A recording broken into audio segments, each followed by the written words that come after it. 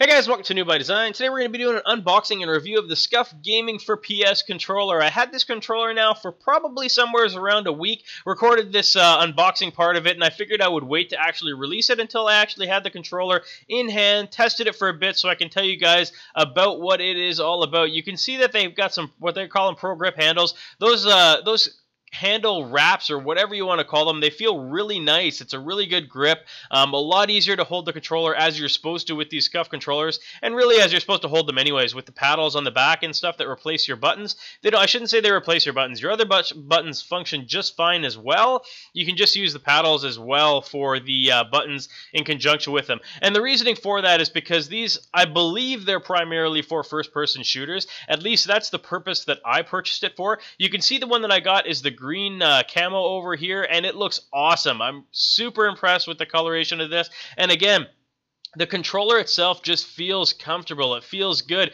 You can see I'm covering up my serial number there just in case. You never know. I don't want anybody reporting that stolen and then me losing my controller. But either way, you can see that the paddles on the back, they're kind of, it feels like initially when you pick up the controller that they're in an awkward spot until you kind of adjust your hands around. You kind of get used to the controller itself, and you can see that these handles and these paddles in the back are they're in the perfect spot.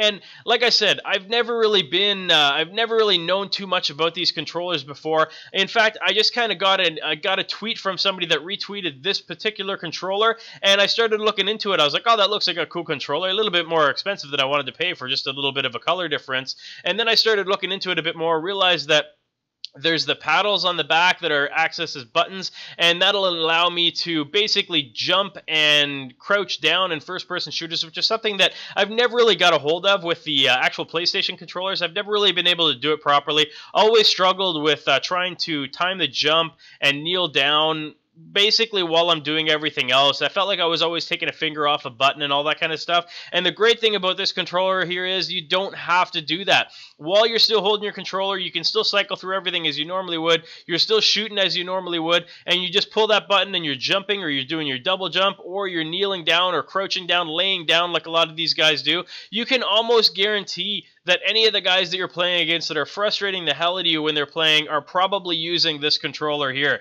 It is such a huge advantage for first-person shooters, guys. I can't begin to tell you. I was hoping to test this controller out before I purchased one, because they're a little bit on the expensive side, at least for me, for what I'm willing to spend on gaming. But all the same, I was like, you know what, I'm going to start talking about this. I was talking about it to my wife. My birthday was happening to be coming up, and sure enough, she surprised me with this Scuf controller as a birthday gift, a surprise birthday gift. And so I've been using it. I've been stoked about it. Like I said, ironically, I wasn't willing to pull the trigger myself, but my wife was awesome enough to purchase it for me. And now, I got to tell you guys, I have two other regular PlayStation controllers. I haven't even gone back and used them at all. I've been basically recharging or plugging this controller in while I'm using it, and it is awesome. My Call of Duty game has improved quite a bit. That said, it's still not good because I'm not really that good of a Call of Duty player anyways. I never have been, but I'm hoping that this controller is going to give me just a little bit more of an edge on it anyways, and maybe give me that little bit of an edge that I need. Again, guys, this controller is fantastic. I'll give you guys another review coming up here a little bit later on with me further into it. Hopefully, I'll have adjusted to the controller itself and maybe be a better Call of Duty player as a result of it. That's what I'm hoping for anyways. One thing that I will say about it is, man, I can't wait until Scuf actually finally decides to open up the trade-it-in program for PlayStation controllers. That's something that I can't believe they haven't done. You can trade in an Xbox controller, but you can't, for whatever reason, trade in the PlayStation controller. Please, Scuf, if you guys watch this video, hook me up, man. Let us trade in our controllers so we can save $50 and get another one. I want another one of these controllers, but I don't know if I want to drop another $150 on it. If I was able to trade this one in, the ones that I have here in for $50 trade in, I'd do it in a second.